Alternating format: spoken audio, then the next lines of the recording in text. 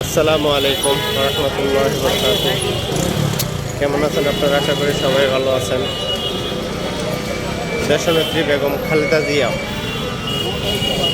এবং বাংলাদেশের আপোষের নেত্রী আজ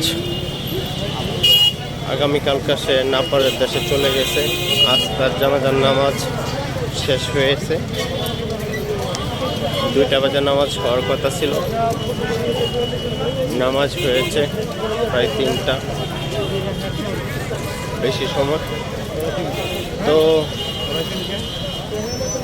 তিনি এমন একজন নেত্রী ছিল, সবার কাছে প্রিয় ছিল সে। আজ উনি আমাদের মধ্যে নেই, ওনার অনেক স্মৃতি আছে আমাদের মধ্যে। তো ওই স্মৃতিগুলো নিয়ে বেঁচে থাকতে হবে এবং বাংলাদেশ জাতীয়তাবাদী দল বিএনপিকে যারা যারা ভালোবাসেন অবশ্যই শহীদ প্রেসিডেন্ট জিয়াউর রহমান এবং দেশ নেত্রী বেগম খালেদা জিয়ার অসংখ্য ভক্ত আছে যারা নেত্রীকে প্রাণের চেয়ে বেশি ভালোবাসেন। তো রাস্তা অনেক খালি, গাড়ি ঘোড়া নাই।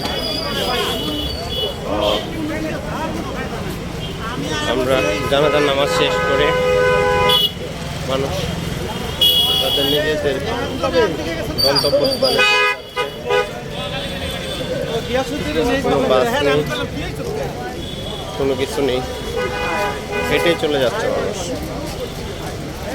তো নেত্রীর জন্য দোয়া করবেন, নেত্রীকে যেন